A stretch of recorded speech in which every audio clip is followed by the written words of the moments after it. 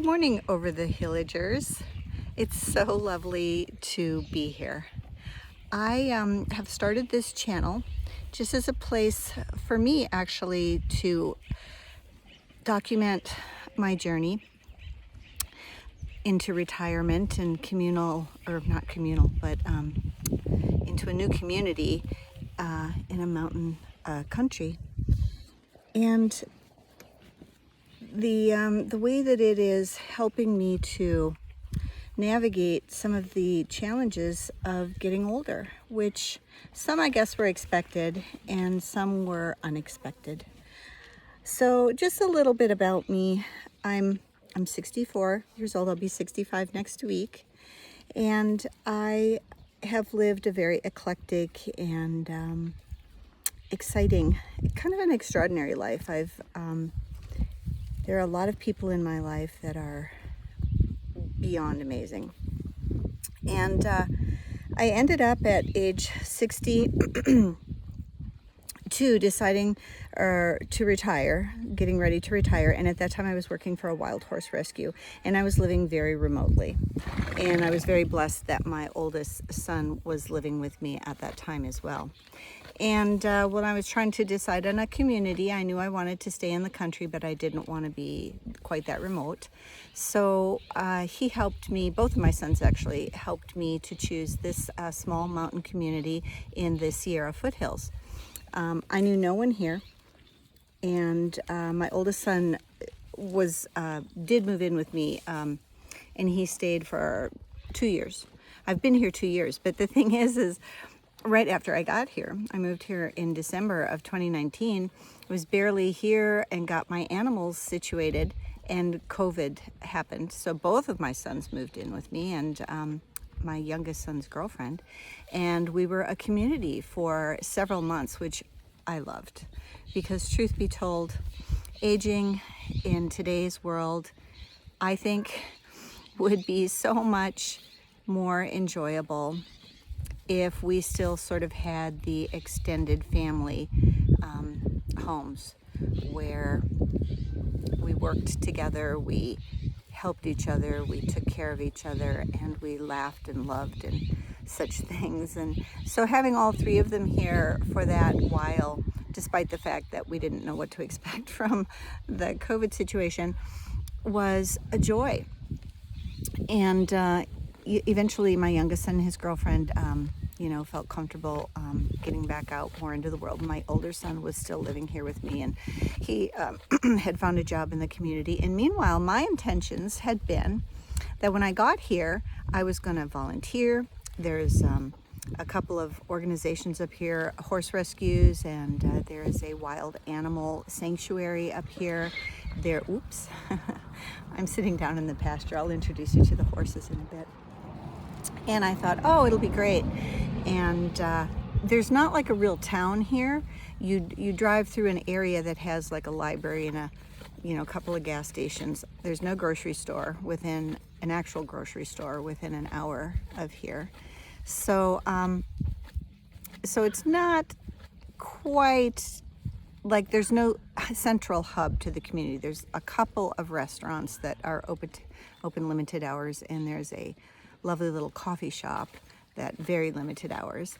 But still, these are things I can do. And so I got up here, and because of COVID, everything shut down. Nobody was doing anything.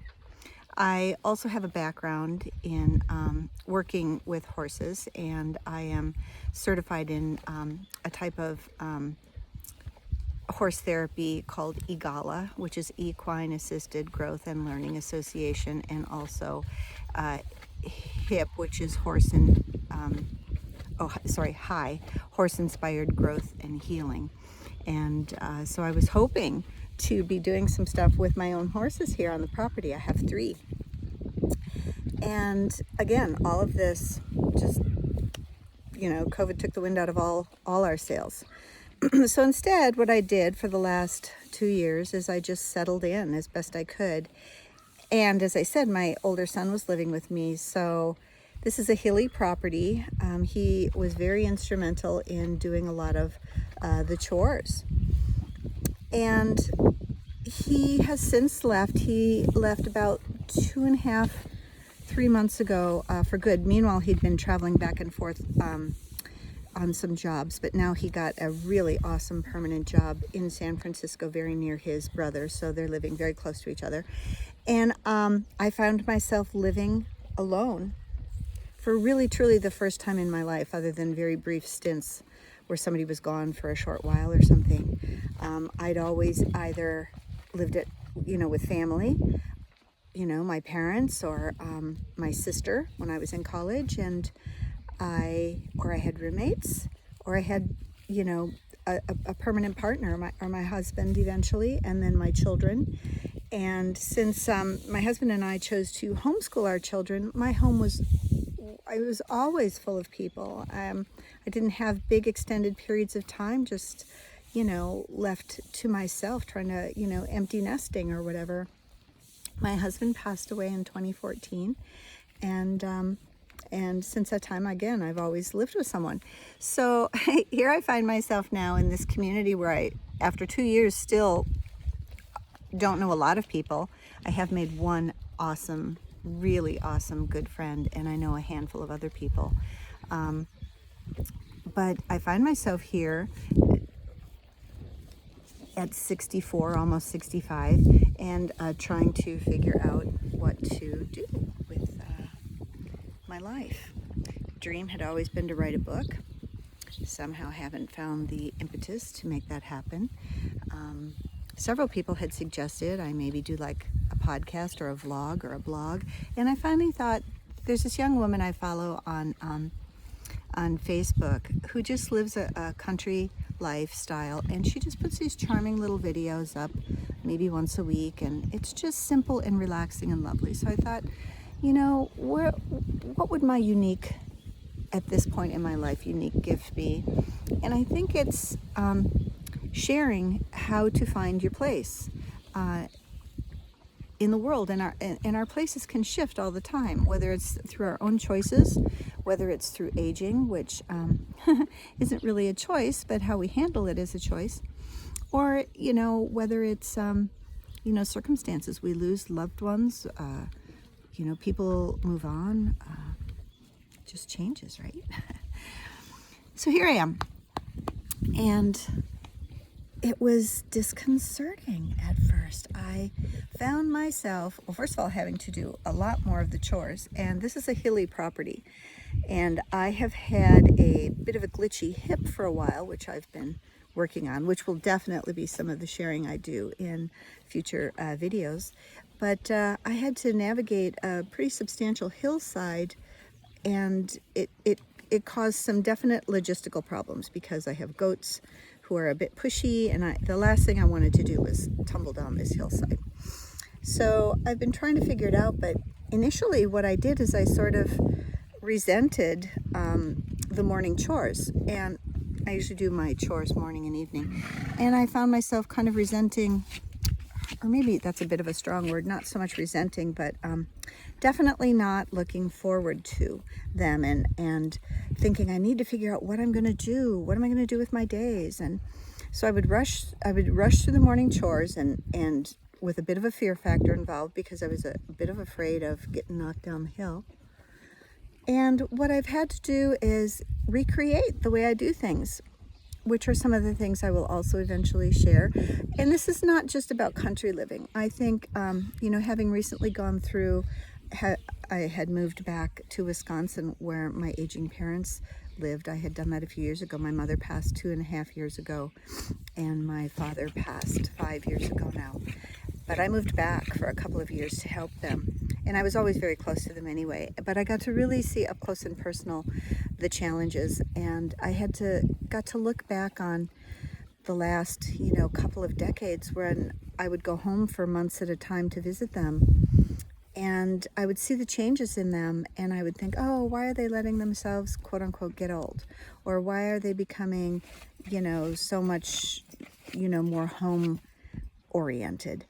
And I'm understanding things like that now, and this will definitely be topics that we bring up and talk about. But so what I've started doing is taking things way more casual, because I have that, instead of rushing through my ranch chores, feeding animals, cutting back weeds, gathering eggs, all these things, instead of rushing through them and thinking I had to do them in a time frame, now I realized that this is what I enjoy to a great degree. Like, I didn't have to have this big block of time where I was like, okay, now's my free time. I'm retired, which I like to refer to as my period of grace in my life. What am I going to do? Am I going to write? Am I going to do some sort of creative project? My degree in college was in art, so I definitely have a creative background, and instead of that, I found that my creativity actually comes a lot these days just from figuring out new ways to do things, with some of the physical challenges or logistical challenges, like with town being an hour away, and the temperature challenges. I mean, we live in a fire zone here, and both of the summers that I've been here so far involved raging wildfires, and not too far from me. So I've just settled in I get up in the morning when I feel like it, and I have a system set up with my animals where the horses have these things called slow feeder hay bags, which allows them to never run out of food. I can put enough food out at night that they've still got food in the morning. So it makes my schedule more flexible, right? Like, a lot of people think of ranch life as, oh, you got to get up at 6 o'clock and feed all the animals, but it doesn't. If you think ahead, it doesn't have to be that way. So I come down, and I enjoy my morning time now too. For a while there, I was just kind of not taking any time to put any makeup on, or I would put my oldest, grubbiest clothes on because I was only going out to do chores and I was just going to rush through them anyway. And I've changed the way I look at a lot of things, and I'll go into these things more in depth in future talks. But basically, I don't wear much makeup anymore, but I was someone who's always taken pride in my appearance, and so I put a little bit on, right? And I choose my clothes now not only for comfort, but I know I'm going to get dirty, so I don't care. And I am choosing clothes that feel good on my body. One of the things that I've been learning about in the healing of my glitchy hip is that if we focus on other things that feel good on our bodies, is actually a way of healing. The brain focuses on what feels good rather than what feels bad. And so I've been choosing these fabrics that I love, right? I live on a very strict budget, so I don't have a lot of money, and I have found some used clothing stores online because, again, it's an hour to town, and COVID is still a bit of a thing. Still, especially up here, it comes and goes. Mask required, mask not required, and the price of gas. And I drive a ranch vehicle. I get like 8 miles to the gallon. So driving to town is a big choice.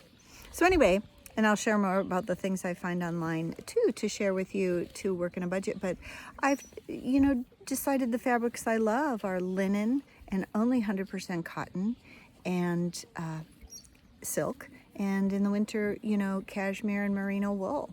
And I've been able to, choose these things, even though if I went out and bought them full price, those would be the more expensive end of the fabrics. But anyway, so I sit down, I take a few minutes to do my makeup in the morning. I have started doing intermittent fasting, so I don't eat first thing in the morning like I used to. And surprisingly, I love this. I thought I was going to hate it because being a, outdoor person, I always thought, oh, you got to start the day with a good breakfast. But that's not. And I'll share more about intermittent fasting as we move more into these videos too. But I don't have to worry about sitting down and eating. And I come out, when I choose my clothes, according to not only comfort, but I want to look cute, you know? So I'm 64, I can still look cute when I'm down here. And when you look cute, you know, you just feel cute, right? One of my other backgrounds is before I got married, I worked in the film industry and I did wardrobe. I worked in the wardrobe department, either on set with the actors as the on-set costumer, or in the wardrobe department as the wardrobe supervisor. So, I mean, clothing used to be a big part of my choice every morning, like a big part, because, you know, we had an image to keep up, right, in the wardrobe department. I worked mostly in film, did some television. We'll share more about that as we go on too, but I had let that go. I was just wearing my dirty, you know, my oldest jeans and my, you know, shirts that I didn't care if I got dirty and didn't care if they, you know, were particularly cute or not. Well, enough of that. Enough of that. And it does make a difference. And I still put on, you know, a little pair of earrings typically, but I don't wear the amount of makeup I used to wear. I don't take the time styling my hair the way I used to. I have very curly hair. You can't really see up under my hat right now because it's so dusty. But I do still make an effort, which for a while, like I said, I kind of didn't care. So these are all areas that I'd like to explore with you guys, but bigger than that, just way bigger than that, is the way that we can change the way we do things. I have a particular horse trainer that I follow and absolutely love. His name is Warwick Schiller, and he's this old Australian, well, not old, but I mean he's an Australian horse trainer who has really changed the way he does things in the recent years. And he'll call it woo-woo, or the woo, and he's very into the woo. And just the way that, one of his favorite quotes, I think, is from Dyer. I apologize if that's not who it's from, but what Warwick says all the time is, when you change the way you look at things, the things you look at change. And I've really been doing that. And I sit down here in the morning now. I'm not a coffee drinker. I'm not a smoker. So I remember at one point in my life being a bit envious of my younger sister who was a smoker. She lives on the lake, and when I would go visit her, she would take time out several times a day to just go sit by the lake and light up a cigarette and do nothing but smoke her cigarette. And I remember at one point thinking, gosh, I wish I smoked. That would give me, an opportunity to just take a break. And even if I'm doing nothing, right? Like, or just cleaning the house or chores or whatever. And of course, I don't really wish I smoked. I never have. But what I've realized is I have this beautiful gift here. I have this lovely property. I have animals, I have birds all around me. I have horses, I have goats, I have chickens, I have cats, I have dogs. And I can sit. I can just take a break. I don't have to have something I have to do. I can just come and sit and observe and let this property and the beings that are here work their magic. It is magical. I'm trying to figure out how to turn my camera around. This will be technically an experiment for me doing this. I really do want to get good at making these a bit more visually appealing and, aesthetic for you guys. But, I thought you could just turn the camera around. Oh well, I'll figure that out next time.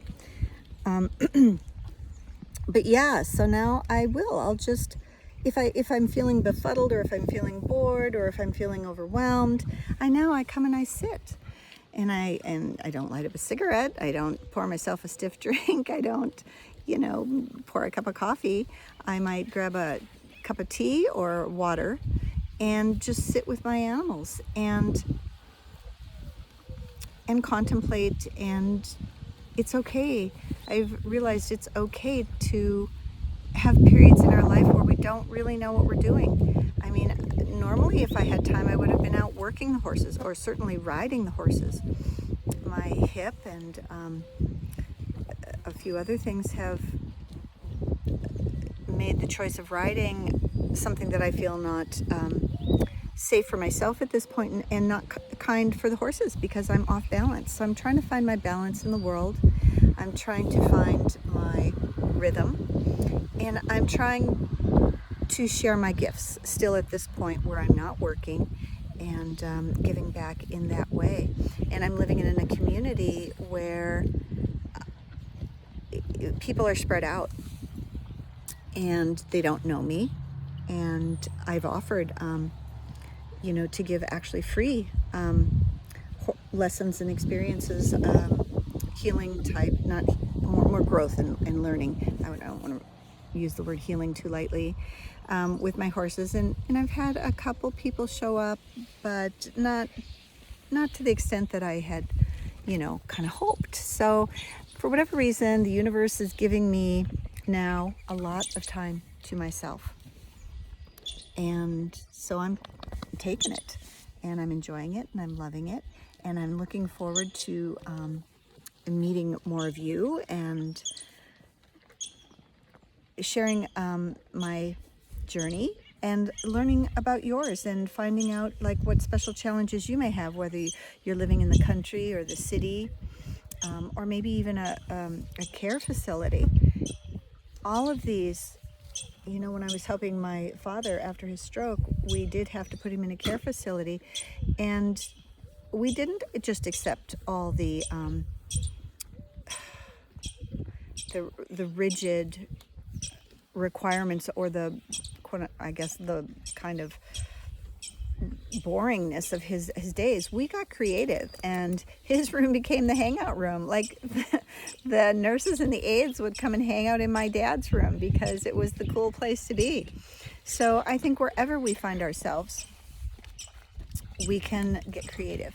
So that's what it's about. And I love the term over the hill, because it's a slang, or a term that we associate with getting older.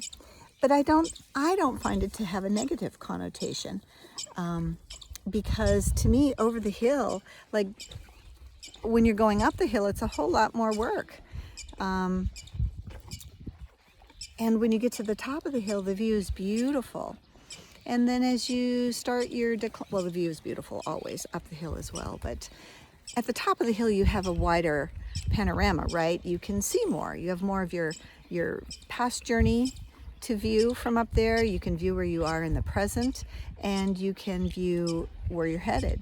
And downhill, while it is typically less energy than uphill, I have found very much by living on this hilly property that downhill requires you to go slow and watch your step, because going downhill actually takes a fair amount of effort as well. And if you take a tumble, the results are going to be, potentially very unhealthy.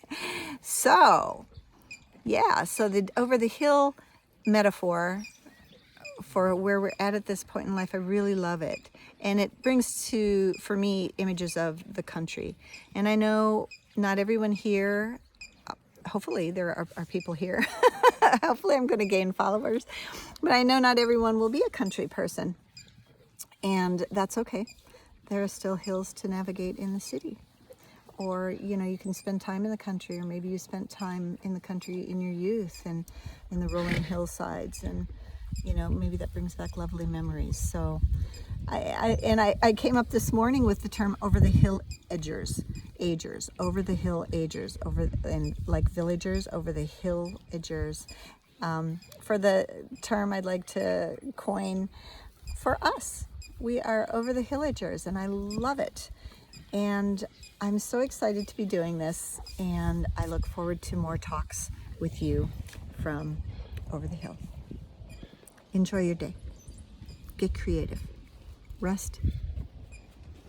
And just be you. Connect with you. That's what this is all about. Helping each other connect with ourselves through sharing our journeys. Alrighty. Bye-bye. Before I totally sign off, just wanted to show you where I am sitting as I've been talking to you. This is my This is who are hanging out with me. How could I not love this?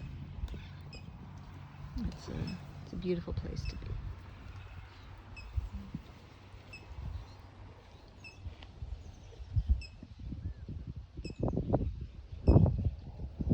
It was very, very green up until a couple weeks ago. I'm in Central California, so it does get very dry and golden colored in the summer. However, boy, in the late winter and spring, it is so green. It feels kind of like Ireland.